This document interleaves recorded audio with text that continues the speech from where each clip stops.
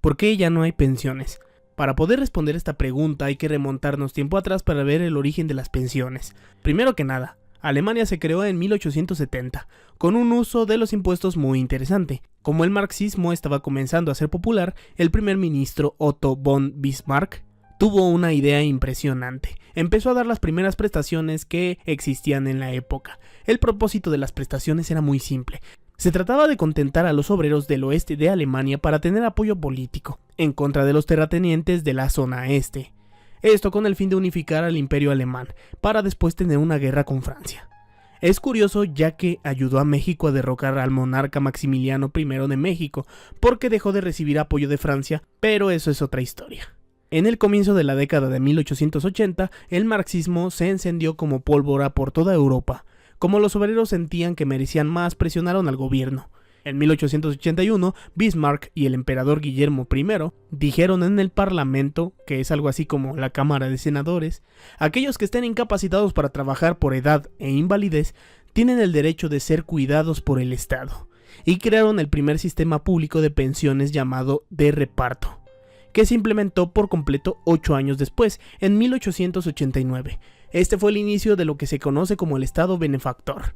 Como los gobiernos vieron que este sistema de prestaciones y pensiones fue tan efectivo para Bismarck en Alemania, se incorporó en Europa para tener el apoyo de la población. Eso ayudó después a financiar las guerras mundiales. Curioso, ¿no?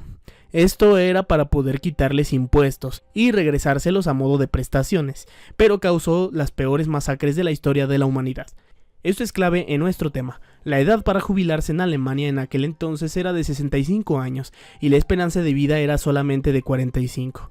Básicamente los estaban timando, porque ni siquiera iban a llegar a la edad de 65 años. En años posteriores, como hubo muchos avances tecnológicos y sobre todo médicos, después de las guerras mundiales, la población mundial elevó su esperanza de vida. Eso es algo fundamental en nuestro tema, ya que la edad para jubilarse prácticamente nunca se movió de los 65 años en ningún lugar del mundo. Y las personas, al vivir más tiempo, querían disfrutar de sus pensiones durante el tiempo que les quedara de vida.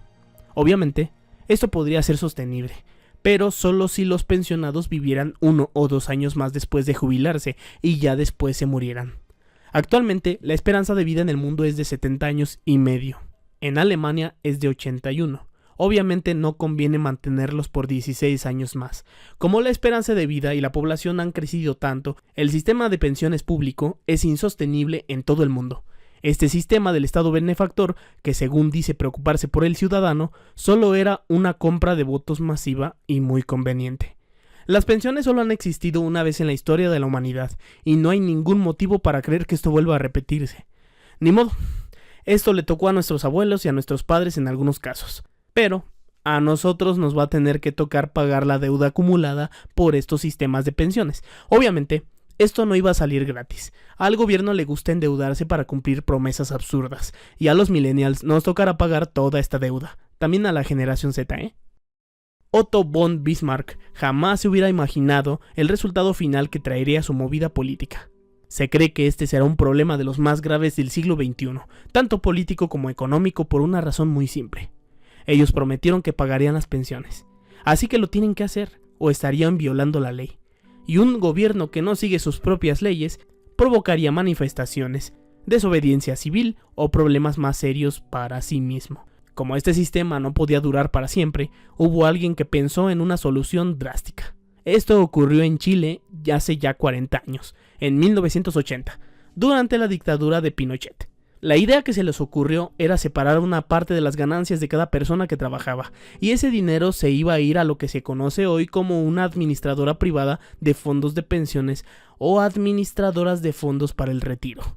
La idea original es que ellos guardan una parte de tus ingresos.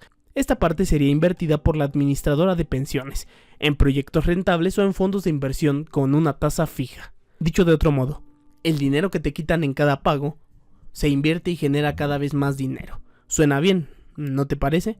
A mí en lo personal me parece viable, ya que existen varias administradoras y tú puedes elegir la que más te guste.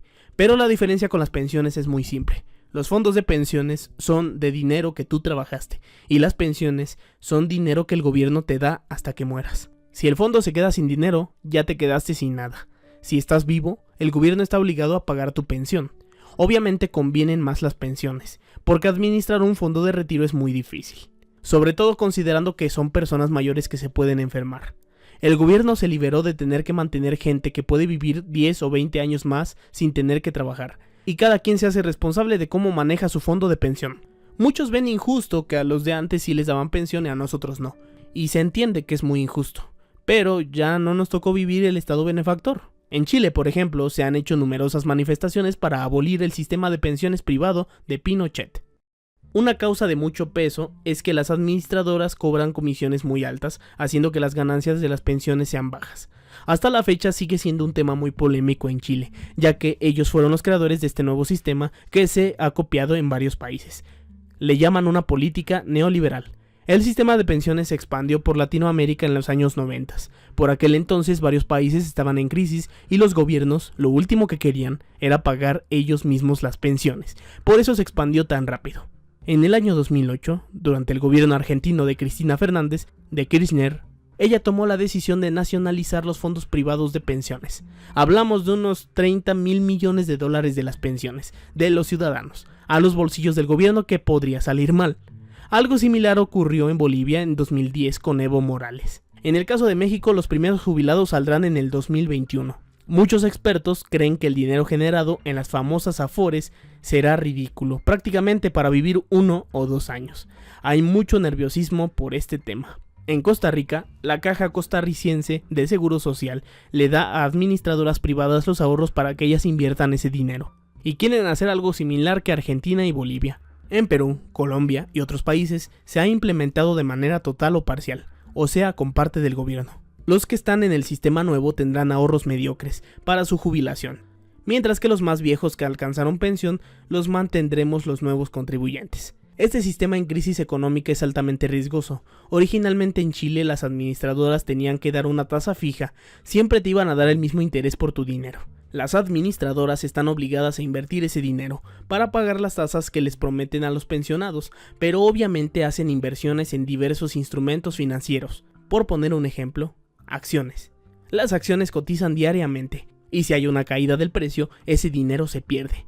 En la crisis de 2008, los fondos de pensión estadounidenses perdieron muchísimo dinero de los pensionados y no les pagaron. Esto es porque esos fondos de pensión no tienen tasa fija. Si al fondo le va muy bien, a sus clientes también, pero si les va mal, les va peor a sus clientes. Y en un escenario de crisis económica van a perder todo su dinero. Otro riesgo para las pensiones de los ciudadanos es su gobierno, como el caso de Argentina y Bolivia. ¿Quién sabe en qué se gasten el dinero de la población? Bueno, todos sabemos. En otros casos esos ahorros no se nacionalizan, o sea que no se los roba directamente el gobierno, pero sí le ofrecen a las administradoras invertir en obras públicas. Por ejemplo, en una nueva autopista con casetas de cobro. El gobierno les promete rendimientos muy altos y algún soborno extra. Por lo tanto, las administradoras aceptan. Lo malo es que esos proyectos son mucho más baratos de lo que cuestan, y una buena parte del dinero que sobra de un proyecto va para los bolsillos de algunos políticos y de administradores de los fondos. O sea que, como quien dice, no les regresan a su mamá el cambio de las tortillas. Para resumir, el sistema de prestaciones moderno se creó en Alemania en 1881 por el primer ministro Otto von Bismarck. El propósito de las pensiones era ganar apoyo de la clase trabajadora y ponerlos en contra de los terratenientes. Tuvo tanto éxito que se copió en todo el mundo y la prestación estrella era la pensión. La esperanza de vida ha hecho que las pensiones sean impagables para los gobiernos. Se implementó en muchos países el sistema chileno de administración privada de pensiones para compensar la pérdida de sus pensiones. Y finalmente el dinero de nosotros los ahorradores se usa de maneras que ni nos imaginamos. Como dice un dicho popular mexicano, nadie sabe para quién trabaja.